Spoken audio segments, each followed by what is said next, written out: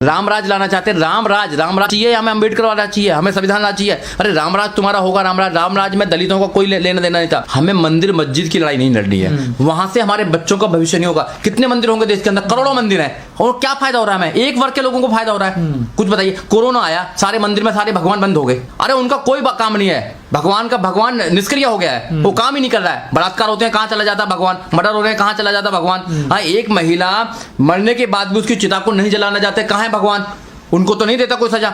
मंदिर में बैठ कर बलात्कार होने, कहां है भगवान? राम राज में दलितों के लिए एजुकेशन नहीं थी, दलितों के लिए एजुकेशन नहीं थी राम राज के अंदर। तो हमें राम राज नहीं चाहिए, हमें मंदिर नहीं चाहिए, हमें संविधान का राज चाहिए, हमें अम्बेडकर का राज चाहिए, अम्बेडकर की विचारधारा का राज चाहिए, जिसमें सब लोग सुरक्षित हैं। आप धर्म की अफीम जो पी रखी है उस नशे को उतार लीजिए, चाहे ओबीसी समाज हो, चाहे SC ST समाज हो, चाहे और समाज हो। राम पे ही तो दवाई है उनकी, कोरोना की दवाई। एक रामदेव पे दवाई, एक राम पे दवाई है। रामदेव की दवाई तो फुसफुस हो गई। राम को भी न्याय लेना पड़ा, राम भी सैकड़ों सालों से अपना मंदिर बनाने के लिए वो भी तड़फ रहे थे, वो नहीं बना पाए। सुप्रीम कोर्ट ने, संविधान ने उनको अधिकार दिया, क्योंकि तुमने सदियों से घंटा बताया, तुमने बाबा साहब के साथ धोखा किया है, तुमने बाबा साहब की बात को नहीं माना है। अगर तुम बाबा साहब की बात को मान जाते तो आज इस देश के राजा होते।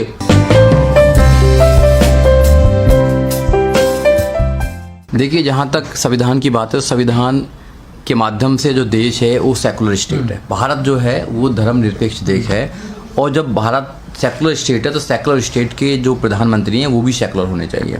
किसी धर्म का प्रोपोगंडा करना, किसी धर्म को आगे बढ़ाना, ये एक प्रधानमंत्री का काम नहीं है। इससे गर्म परंपरा पड़ेगी, क्योंकि जो प्रधानमंत्री हैं वो अगर हिंदू धर्म को आगे बढ़ाने का काम करेंगे, प्रोपोगंडा करेंगे, तो आने वाले समय में लोग भी अपने अपने धर्मों को आगे बढ़ाने का काम करेंगे, जो सरासर गलत है, एक सेकुलर स्टेट की परिभाषा में नहीं आता है। प्रधानमंत्री जी वहाँ पर जा रहे हैं, मंदिर बना रहे हैं, या RSS का वहाँ पर ऑफिस बन रहा है बड़ा, वो तो अलग बात है। पर प्रधानमंत्री को सोचना चाहिए कि अगर इस देश के अंदर संविधान को जिंदा रखना है, जो संविधान की बात करते हैं, वो बाबा साहब की बात करते हैं, वो अधिकारों की बात करते हैं, तो उनको सोचना चाहिए कि ऐसे प्रोपोगंडा जैसे स्थान पर, जहाँ पर राम मंदिर की शिलान्यास रखी जा रही है, वहाँ पर नहीं जाना चाहिए उनको। वो जाएंगे तो देश के अंदर जो डेमोक्रेसी है, जो संविधान की आत्मा है, उसको कहीं ना कहीं ठेस पहुंचेगी, और जो गलत है। तो क्या आपको नहीं लगता सर कि एक संवैधानिक पद पे होकर इंसान अगर ऐसे जा रहा तो वो कहीं ना कहीं संविधान को ताक पर रखकर ये बातें कर रहे हैं, कानून को नहीं मानते? नहीं, तो कानून को देखो, संविधान को तो मानते नहीं है इन लोगों का। इनके एक मिनिस्टर हैं अनंत कुमार हेगड़े, वो कहते हैं कि हम जो आए हैं यहाँ पर वो संविधान को बदलने के लिए आए हैं। ये संविधान की मूल जो भावना है उसको खत्म करना चाहते हैं। जो बाबा साहब का एक सपना था इस देश को समता, मैत्री, भाईचारा बनाना, वो उसको खत्म करने के लिए प्लानिंग कर रहे हैं। वो इस देश के अंदर मनुस्मृति लागू करना चाहते हैं, मंदिर के माध्यम से धर्म को फैलाना चाहते हैं। ये धर्म जो है, हिंदू धर्म जो है, वो धर्म नहीं है, षड्यंत्र है। बाबा साहब डॉक्टर अम्बेडकर ने पहले ही बोल दिया है, ये एक क्रिमिनल कॉन्स्पिरेसी है उन लाखों करोड़ों लोगों के खिलाफ जो लोग धर्म की अफीम खाकर उनको कुछ पता नहीं है। तो ये लोग फिर दोबारा से इस देश को गुलाम बनाए जाते हैं। बाबा साहब डॉक्टर अम्बेडकर ने अपने बच्चों की कुर्बानी देकर, अपनी पत्नी की कुर्बानी देकर इस देश को एक खूबसूरत संविधान दिया, जिस संविधान में सभी लोगों के लिए, सभी लोगों का अधिकार थे। जिन महिलाओं को, जो 50% महिला देश के अंदर, उनको पढ़ने लिखने का अधिकार नहीं था, आज देश के अंदर महिला अच्छे अच्छे पदों पर हैं, तो बाबा साहब डॉक्टर अम्बेडकर के जो संविधान है उसके माध्यम से हैं। ये संविधान को खत्म करना चाहते हैं। खत्म इसलिए करना चाहते हैं कि उस संविधान के माध्यम से जो SC ST के लोग हैं, OBC के लोग हैं, वो लाखों करोड़ों की संख्या में IAS PCS, doctor, engineer, professor, जज, वकील बने हैं, नेता बने हैं। और यहाँ तक कि देश के सबसे बड़े सूबे उत्तर प्रदेश की 4 बार बहन कुमारी मायावती मुख्यमंत्री बनी है। मुख्यमंत्री बनने के बाद में इस देश के चीफ जस्टिस ऑफ इंडिया भी बने हैं, राष्ट्रपति भी बने हैं। ये चाहते हैं कि नहीं, ये तो एक दिन प्रधानमंत्री बनेंगे, प्रधानमंत्री बनेंगे तो ये बाबा साहब के संविधान को पूर्ण रूप से लागू करेंगे, जो हमारा सपना भी है। ये नहीं चाहते। और ये जब से 2014 से 2020 6 साल के अंदर इन्होंने जो संविधान का एक ढांचा है उसको कमजोर करने का काम किया है। लगातार संविधान को कमजोर कर रहे हैं। ये संविधान की तो बात मानते ही नहीं है। ये इन्होंने सबको इन्फ्लुएंस कर लिया, चाहे जितनी भी ED है, आपका CBI है, सुप्रीम कोर्ट है, सब पे इन्फ्लुएंस है लोगों का। अपने इन्फ्लुएंस के माध्यम से ये सरकार के फेवर में जजमेंट कराते हैं, लोगों को डराते हैं, लोगों पे ED के छापे लगवाते हैं, और लोगों को खरीदने का काम भी करते हैं, सरकार अपनी बनाने। इट मीन्स कि कुछ भी हो जाए, सरकार बनानी है, सरकार बना के पूरे देश के धन को लूट लो, इनको फिर दोबारा गरीब बना दो, गुलाम बना लो, और जातिवाद का जहर पूरे देश में घोल दो, संविधान को खत्म कर दो, मनुस्मृति ला दो। मनुस्मृति में ब्राह्मण सबसे ऊपर है।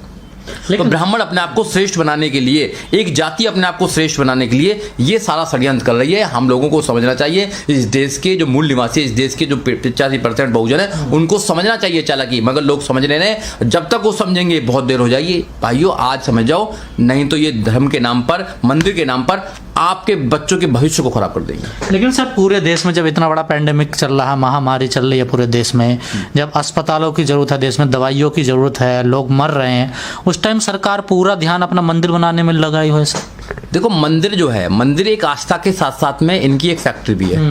इनकी एक ऐसी कंपनी है जहां पर एक ही पार्टी को, एक ही वर्ग के लोगों को सपोर्ट मिलेगा, वहाँ लाखों करोड़ों लोगों को धंधा मिलेगा। और दूसरा, वो धंधा करके और जो पैसा गरीब लोगों से आता है चंदे के मामले से, या वो जो चढ़ावा आता है, उसके रिटर्न में जाएगा बीजेपी को पैसा। तो वहाँ पर आरएसएस का एक गठ भी बन रहा है। आरएसएस का एक हेडक्वार्टर होगा नागपुर में, एक हो जाएगा उत्तर प्रदेश के अंदर, क्योंकि उनको पता है उत्तर प्रदेश से ही देश के प्रधानमंत्री का राह निकलती है। तो वो उन लोगों की चाल है। और 500 ऑफिस बनाए उन्होंने, 500 ऑफिस अपने बना दिए हैं बीजेपी ने 2014 से लेकर 2020 तक के 6 साल में 500 ऑफिस बना दिए। अस्पताल क्यों बनाएंगे? वो क्यों बनाएंगे? गरीब लोगों के लिए क्यों फैसिलिटी देंगे? गरीब लोगों के क्यों वो विद्यालय बनाएंगे? क्यों वो यूनिवर्सिटी बनाएंगे? ये तो मनुस्मृति वाले, उनके वंशजों की सरकार है ये तो। रामराज लाना चाहते हैं। रामराज चाहिए, हमें अम्बेडकर वाला चाहिए, हमें संविधान लाना चाहिए। अरे रामराज तुम्हारा होगा, रामराज में दलितों का कोई लेना देना नहीं था। यहाँ के मूल निवासियों को वहां पर घृणा होती थी रामराज के अंदर। हमें रामराज नहीं चाहिए ना, हमें ना वो चाहिए रावण राज, हमें अम्बेडकर राज चाहिए, हमें संविधान राज चाहिए। हमें संविधान राज में ही हम लोग यहाँ पर सुरक्षित हैं। जब भी मेरे जैसे लोग भी वकील बन सकते हैं, और लाखों करोड़ों जो गरीब लोग हैं आज वो बन सकते हैं। रामराज में चले जाइए, रामराज में तो बनेगा, तुम्हें पढ़ने का अधिकार नहीं था, तुम्हें कोई भी धन दौलत रखने का अधिकार नहीं था, अच्छे कपड़े पहनने का अधिकार नहीं था। आप पढ़ें तो सही पहले मनुस्मृति को। आप कौन से रामराज की बात करते हैं? और जो लगे हुए हैं सारे लोग ओबीसी समाज के और SC/ST समाज के लगे हुए हैं, तुम्हारा रामराज निकल जाएगा थोड़ी देर के अंदर है। तुम्हारे बच्चों को जब शिक्षा नहीं मिलेगी तो रामराज पे क्या करो? चाटोगे रामराज को? अरे संविधान से मिला है तुम लोगों को। आज अच्छे कपड़े तुम पहन रहे हो, आज आप तुम अच्छी पोस्टों पर जा रहे हो, किससे जा रहे हो? संविधान के माध्यम से जा रहे हो। संविधान तुम्हें सारे अधिकार दिलाता है और वहां जाकर फिर तुम रामराज को करते हो। अरे रामराज की कल्पना हमें नहीं चाहिए, हमें नहीं चाहिए। राम से कोई मतलब नहीं, हमें संविधान से मतलब है। ये देश को संविधान बनाना चाहता है, मगर उनको पता है कि संविधान हमें कमजोर करता है, संविधान मनुस्मृति को कमजोर करता है, उनके षड्यंत्र को कमजोर करता है। इसलिए वो इस देश के अंदर बड़ा मंदिर बना रहे हैं। मंदिर से वो धर्म की वो करना चाहते हैं, धर्म का प्रचार करना चाहते हैं, वो मनुस्मृति का प्रचार करना चाहते हैं, और फिर दोबारा धर्म के नाम पर इस देश को गुलाम बनाना चाहते हैं। जैसे उन्होंने सैकड़ों साल तक, हजारों साल तक इस देश को गुलाम बनाए रखा और देश के लोगों को गुलाम बनाए रखा। तो सर, जिस प्रकार से एक पूरा एजेंडा चलाया जा रहा है, प्रचार किया जा रहा है, क्या लगता है फिर से इस मुद्दे को पूरे को गरमाया जा रहा है देश में? बिल्कुल गरमाया जा रहा है। 2024 में कहा जा रहा है 2023 में कंप्लीट होगा मंदिर, 2024 में चुनाव भी होना है। बिल्कुल बिल्कुल, ये मंदिर के नाम पर देश में अपनी राजनीति को सुनिश्चित करना चाहते हैं। लोगों को समझना चाहिए, हमें मंदिर मस्जिद की लड़ाई नहीं लड़नी है। वहां से हमारे बच्चों का भविष्य नहीं होगा। कितने मंदिर होंगे देश के अंदर? करोड़ों मंदिर हैं, और क्या फायदा हो रहा है? हमें एक वर्ग के लोगों को फायदा हो रहा है? कुछ बताइए। कोरोना आया, सारे मंदिर में सारे भगवान बंद हो गए ना, हो गए बंधन, सारे बंद कर दिए। अरे उनका कोई काम नहीं है, भगवान निष्क्रिय हो गया है, वो काम ही नहीं कर रहा है। बलात्कार होते हैं, कहाँ चला जाता भगवान? मर्डर हो रहे हैं, कहाँ चला जाता भगवान? हाँ, एक महिला मरने के बाद भी उसकी चिता को नहीं जलाना चाहते, कहाँ है भगवान? उनको तो नहीं देता कोई सजा। मंदिर में बैठ कर बलात्कार हो रहे हैं, कहाँ है भगवान? भगवान की परिक्रमा छोड़ो, संविधान है, संविधान से लोगों को अधिकार मिलेंगे। अधिकार आज तक मिले तो संविधान से मिले। आप लोग मंदिर के नाम पर हजारों करोड़ों लोगों को बर्बाद करना चाहते हो, और एक ऐसा धर्म की अफीम खिलाना चाहते हो लोगों को, जो लोग हमेशा धर्म के नाम पर गुलाम रहे। आपने देखा नहीं होगा, नौजवान साथियों को जिनको स्कूल जाना चाहिए, जिनको विद्यालय जाना चाहिए, वो कावड़ लेकर आते हैं। कौन होते हैं वो बहुजन के बच्चे होते हैं। उनको धर्म के नाम पर आप आगे बढ़ाना चाहते हो, फिर दूसरे धर्म से लड़ाना चाहते हो उनको। तो हमें धर्म नहीं चाहिए। लेकिन सर, बीजेपी के नेता तो हमें बच्चों के लिए रोजगार चाहिए, हमें बच्चों के लिए शिक्षा चाहिए। अगर मेरे बच्चे पढ़ेंगे तो जब भी तो आगे बढ़ पाएंगे, मेरी तरह पढ़ेंगे। अगर मैं पढ़ता नहीं तो मैं यहाँ आता क्या?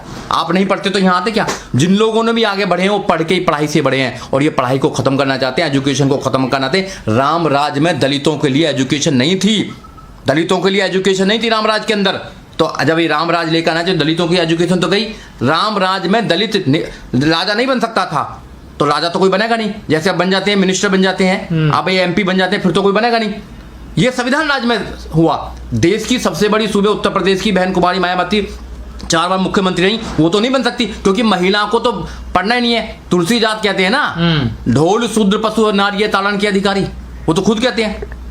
तो जब तुलसीदास कहते हैं कि ढोल शूद्र पशु और नारी ताड़न के अधिकारी, तो जब राम राज आ जाएगा तो फिर दोबारा वही चलेगा इनका। तो हमें राम राज नहीं चाहिए, हमें मंदिर नहीं चाहिए, हमें संविधान का राज चाहिए, हमें अंबेडकर का राज चाहिए, अंबेडकर की विचारधारा का राज चाहिए इसमें, जिसमें सब लोग सुरक्षित हैं, सब लोगों के अधिकार सुरक्षित हैं। अगर आप बचाना चाहते हो तो बचाइए, नहीं तो आने वाला भविष्य आपका एक षड्यंत्र के माध्यम से खत्म किया जा रहा है। आप धर्म की अफीम जो पी रखी है उस नशे को उतार लीजिए, चाहे ओबीसी समाज हो, चाहे SC ST समाज हो, चाहे और समाज हो, आपके बच्चों का भविष्य अंधकार में जाने वाला है। लेकिन सर आपने कहा कि कोरोना काल में सारे मंदिर बंद हो गए, लेकिन बीजेपी के बड़े बड़े नेता कह रहे हैं कि राम मंदिर बन जाने दे, जैसी नींव उसका शिलान्यास होगा, भूमि पूजन होगा, कोरोना अपना आप चला जाएगा सर। नहीं, राम पे ही तो है उसकी दवाई, राम पे ही तो दवाई है उनकी, कोरोना की दवाई। एक रामदेव पे दवाई, एक राम पे दवाई है। रामदेव की दवाई तो फुसफुस हो गई है, रामदेव पर राम अब करेगा।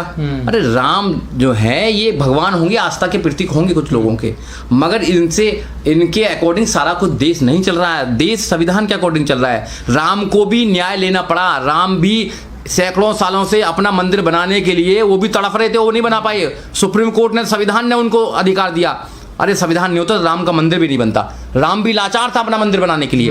अगर राम का मंदिर भी बना तो संविधान की वजह से बना, बाबा साहब डॉक्टर अम्बेडकर की वजह से। राम को भी अगर अधिकार मिला, राम को भी न्याय मिला, मैं मानता हूं कि न्याय उनको मिल गया, तो वो भी संविधान के अकॉर्डिंग मिला, मेरे बाबा साहब डॉक्टर अम्बेडकर के संविधान के अकॉर्डिंग मिला। अगर संविधान नहीं होता तो राम भी कहीं वो टाट में होते। साध्वी प्रज्ञा कह रही 5 बार हनुमान चालीसा पढ़ो, कोरोना अपना आप खत्म हो जाएगा। वो करती रहेंगी, वो तो क्या क्या करवाती रहेंगी, वो करती रहेंगी। ऐसे अनपढ़ लोगों की बात नहीं क्या करते हम लोग, वो अनपढ़ लोग हैं। तो सरकार कार्रवाई क्यों नहीं करती इन लोगों पर? सरकार के लोग हैं, सरकार तो चाहती है, सरकार चाहती है कि वो ऐसे लोगों को आगे बढ़ाए, क्योंकि उनका एजेंडा चल रहा है, उनका एजेंडा है, उनका एजेंडा है कि इस देश के ज्यादातर लोगों को धर्म के नाम पर बेवकूफ बनाया जाए, गुमराह किया जाए, उनके भविष्य को खराब किया जाए, उनको मजदूर बनाया जाए, क्योंकि उनके लोग तो अच्छे अच्छे स्कूल में पढ़ रहे हैं, उनके बच्चे तो अच्छे अच्छे स्कूल में पढ़ रहे हैं, और उनको अगर रोजगार भी नहीं मिलेगा तो मंदिर के नाम के रोजगार मिल जाएगा। करोड़ों मंदिर हैं, एक मंदिर में लगभग 1000-2000 लोग काम करते हैं बड़े बड़े मंदिरों में, तो उनको रोजगार किसको मिल रहा है? तो क्या वहां कोई दलित कोई वहां पुजारी है? क्या वहां कोई ओबीसी पुजारी है वहां पर? बताइए आप। तो वही लोग पुजारी हैं, वो लोग काम कर रहे हैं, उनकी तो रोटी रोटी चल रही है। तो एक बड़ी कंपनी खुल रही है, बड़ी कंपनी, बहुत बड़ी कंपनी चल रही है, लिमिटेड कंपनी है, जिसके अंदर डायरेक्टर बनाए गए हैं, सारे लोग एक ही समाज के डायरेक्टर बनाए हैं, और उनके ही वहां पर अभी पुजारी होंगे, उनकी सब दुकानें होंगी, उनके वहां होटल्स होंगे, सब कुछ उनका होगा। और बेवकूफ जो लोग हैं, जो बेवकूफ हैं, जिनके लिए बाबा साहब ने अपने कुर्बानी दी, अपने बच्चों को कुर्बानी दी, वो बेवकूफ वहां जाके पैसे चढ़ाने काम करेंगे, दान, उस दान को वो उन्हीं के खिलाफ, उन्हीं के बच्चों के खिलाफ वो बीजेपी सरकार को देने जाएंगे। बीजेपी सरकार बनाएगी तो तुम्हारे एजुकेशन को खत्म करेगी, तुम्हारे अधिकारों को खत्म करेगी, तुम्हारी नौकरियों को खत्म करेगी, जैसे प्राइवेट करके कर रहे हैं। तुम फिर घंटा बजाते रहना, क्योंकि तुमने सदियों से घंटा बजाया, तुमने बाबा साहब के साथ धोखा किया है, तुमने बाबा साहब की बात को नहीं माना है। अगर तुम बाबा साहब की बात को मान जाते तो आज इस देश के राजा होते। तुमने नहीं माना बाबा साहब की बात को, तुमने एजुकेशन को नहीं पकड़ा। आप एजुकेशन को पकड़ लेते। मैं तो बार बार भी कहता हूं कि आप अपने जो थाली खाते हो, जिस थाली में खाना खाते हो, थाली बेच दो, मगर अपने बच्चों को एजुकेशन दो। अपने बच्चों को एजुकेशन दुनिया के अंदर बदलाव करने का एक महत्वपूर्ण एक रास्ता है, एक दिशा है education. Education is powerful. Education से बड़ी दुनिया में कोई चीज नहीं है। अगर आप एजुकेशन हो जाएंगे और बाबा साहब को पढ़ लेंगे और विचारधारा के साथ एजुकेटेड हो जाएंगे, तो दुनिया में तुम पर कोई भी अत्याचार नहीं कर सकता। अत्याचार इसलिए हो रहा है क्योंकि तुमने बाबा साहब की विचारधारा को नहीं पढ़ा।